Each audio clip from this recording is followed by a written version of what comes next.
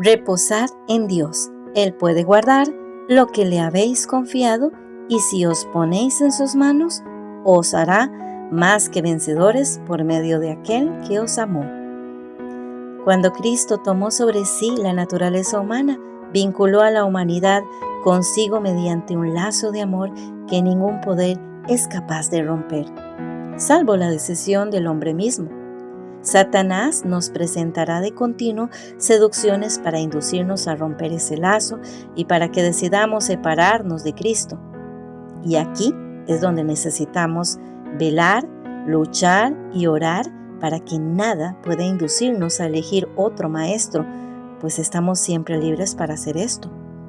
Mantengamos, por lo tanto, los ojos fijos en Cristo y Él nos preservará. Confiando en Jesús, estamos seguros. Nada puede arrebatarnos de su mano. Si lo contemplamos constantemente, somos transformados a su semejanza con más y más gloria por la acción del Señor, que es el Espíritu. Y así fue como los primeros discípulos lograron asemejarse a su amado Salvador. Cuando aquellos discípulos oyeron las palabras de Jesús, sintieron su necesidad de Él. Lo buscaron, lo encontraron y lo siguieron. Estaban con Él en casa, a la mesa, en privado y en el campo.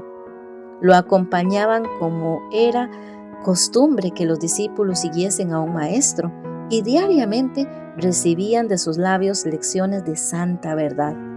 Lo miraban como los siervos a su Señor para aprender cuáles eran sus deberes, y aquellos discípulos eran hombres sujetos a pasiones semejantes a las nuestras. Tenían que reñir la misma batalla contra el pecado y necesitaban la misma gracia para poder vivir una vida santa. Ahora, admiremos esta notable transformación del discípulo Juan. El mismo Juan, ese discípulo amado, el que era más plenamente, que llegó a reflejar esa imagen del Salvador, no poseía por naturaleza esa belleza de carácter. No solo era un obstinado y ambicionaba honores, sino que era impetuoso y se resentía bajo las injurias. Ahora bien, cuando se le manifestó el carácter divino de Cristo, vio su propia deficiencia, y este conocimiento lo humilló.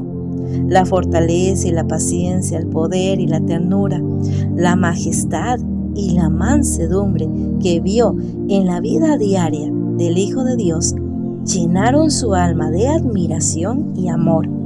De día en día su corazón era atraído hacia Cristo, hasta que en su amor por su Maestro perdió de vista su propio yo. Su genio rencoroso y ambicioso se dio al poder modelador de Cristo. La influencia regeneradora del Espíritu Santo renovó su corazón. El poder del amor de Cristo transformó su carácter. Tal es el seguro resultado de la unión con Jesús. Cuando Cristo mora en el corazón, la naturaleza entera se transforma, y el Espíritu de Cristo y su amor enternecen el corazón, subyugan el alma y elevan los pensamientos y deseos hacia Dios y hacia el cielo. Cuando Cristo ascendió a los cielos, el sentido de su presencia permaneció con sus seguidores. Era una presencia personal impregnada de amor y de luz. Jesús, el Salvador, que había andado, conversado y orado con ellos, que había dirigido sus corazones, palabras de esperanza y de consuelo, había sido separado de ellos y llevado al cielo mientras les estaba comunicando un mensaje de paz. Y los acentos de su voz fueron: y os aseguro que estaré con vosotros siempre, hasta el fin del mundo. Les llegaba todavía, como una nube de ángeles los recibió, y todo esto lo observaron. Había ascendido al cielo en forma humana, y ellos sabían que se hallaba delante del trono de Dios como amigo y salvador suyo, y que sus simpatías no habían cambiado, y que seguía identificado con la humanidad que estaba doliente. Estaba presentando delante de Dios los méritos de su preciosa sangre, y les mostraba sus manos y sus pies traspasados para recordar el precio que había pagado por sus redimidos. Ellos sabían que había ascendido al cielo para prepararles un lugar y que volvería para llevarlos consigo.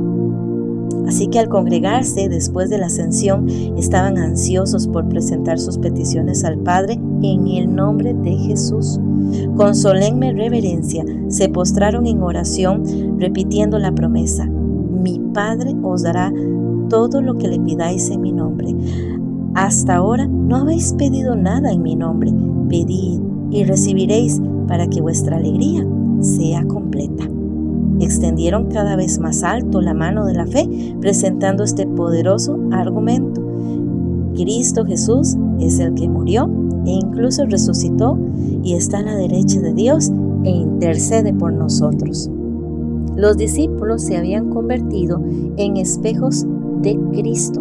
El día del Pentecostés les trajo la presencia del Espíritu Santo, es decir, el Consolador, de quien Cristo había dicho: mora con vosotros y estará en vosotros.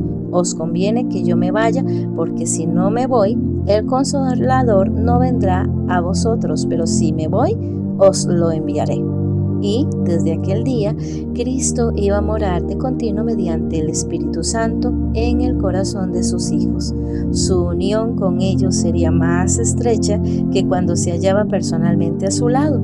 La luz, el amor y el poder de Cristo, morando en el interior de sus seguidores, resplandecían de tal manera a través de ellos que los hombres, al mirarlos, quedaban asombrados y reconocieron que habían estado con Jesús. Todo lo que Cristo fue para sus primeros discípulos, desea hacerlo para sus hijos hoy.